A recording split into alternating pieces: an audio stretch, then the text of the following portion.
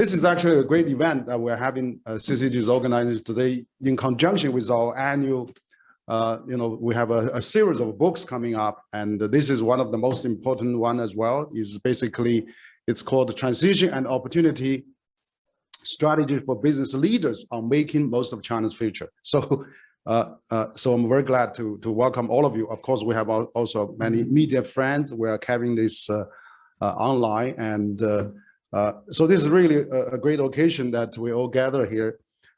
So on behalf of Center for China and Globalization, and also as the series editor myself and Dr. Miao, we really appreciate our thanks to the Spring Nature, where is a well-known international publisher, and to publish this book worldwide, and also that we are actually very grateful for our contributors, precisely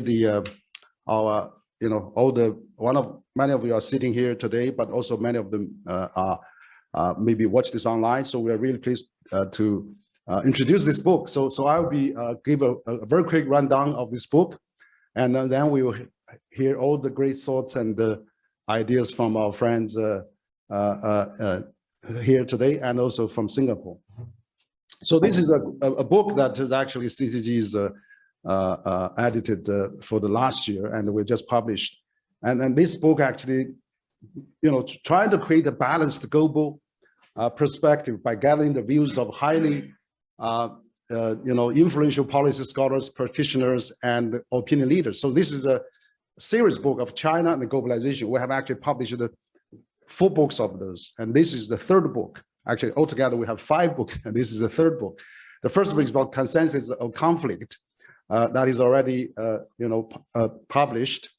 And then we have a 2nd book coming up about the Asian 21st century by Kishore Mahbani. And then this is 3rd book, Transition and Opportunity, the strategies for business leaders on making the most of China's future. So this is really a great timing. As we also know that this week we are actually celebrating the Sino-US, Nixon, 50 years ago visit to China, and also the Shanghai Communique. So exactly this week, 50 years ago, Nixon's visit to China has really changed the world, and that's how China also become more and more open. And then now, we welcome all the friends from not only from US, but Europe, Japan, and many parts of the world. So this is really a reflection of this book, a very unique one. Probably for the first time, we have a book like this that really contributed by people in the market, on the ground, and also really look at the future of China. So we have this book brings together a diverse group of CEO and senior executives from leading multinational operating in China, as well as leaders of foreign trade associations and chambers.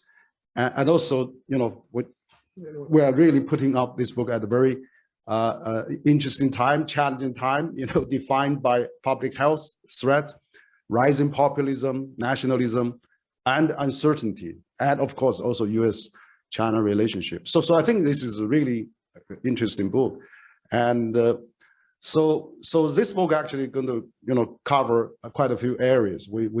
I'm not going to go into detail of that, but basically we see that the world has been divided now. There's a national post-pandemic challenges. There's also regionalization and deglobalization, and also of course the decoupling that we've been seeing. So how we can really work on that.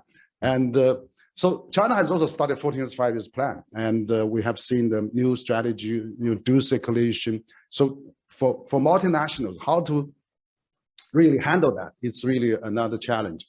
And also, so I think multinational needs a larger voice. And in this, we're actually closing to the post-pandemic era. We hope that we can really work on together with our multinational friends here, really to promoting the openness and also globalization of China. So CCG basically as a platform, we are a bridge, we are a platform to really meet challenges we are trying to facilitate. We want to be a channel, so that's why we launched this series book.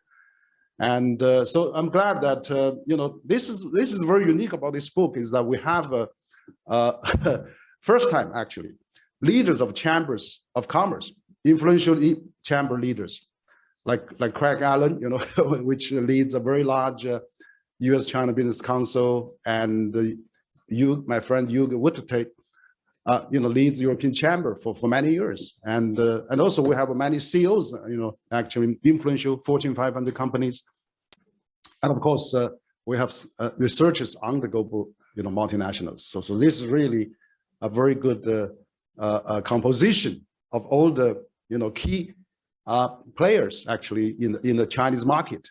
So we really want to let them come out to say what are the opportunities, what are the challenges, what are the transition, how we can work better, and how we can really capture the growing potential of the market. 400 million middle class and probably getting to 500 million very short time. And so this is really a fantastic book. So basically we have 9 leaders of business chambers. So 9 heads of business chambers contribute to this, coming from Europe, EU, American, British, France, Swiss, Brazil, so 9 chamber leaders contributed to this book. And then we have 8 CEOs and senior executives from leading multinationals, including Airbus, Daimler, DSM, Michelin, LinkedIn, and many more, Bain, and so there's ETS, this man, so quite a number of them, Michelin, and this is really very good. I think you have the chamber perspective, you have a multinational perspective, and also we have some researchers, companies like really has deep knowledge on China, of course from PwC, KPMG, Accenture, Roland Berger, and Bain and companies like that. So this is a well composition. 9 chambers, 8 multinationals heads, 7 business consulting groups on that. So this book we have actually divided into quite a few parts. The first part is the big picture, how the significance of the international business, a roadmap to bolster EU-China relations, and of course candor, wisdom, and persistence, the keys to stabilize the all-important economic relation between China and the US, and impact of decoupling. So it has a wide-ranging and all aspect of this book. And also we have trading the needle, US Silicon Valley as business in China, growing UK-China trade with the multinational frame of Asia-Pacific region, continued clear and practical reform policy will create a positive environment for French company in China, China's growing presence in Latin America, and like that. So these are some general overlooking, and of course also the second part of the book we have analysis of advices, recommendations, key opportunity for China to lead globalization 3.0, 5 reasons for the confidence in the China's economic future and transition opportunity, investing in and benefiting from China new developing paradigm. So you see there's a lot of opportunities, confidence and analysis, and also continued acceleration of the reform of China's capital market that also needed, and China deglobalization and multinational. What does the next decade hold for the multinational companies from the east to west? So really wide ranging, and can Chinese giants become multinational companies?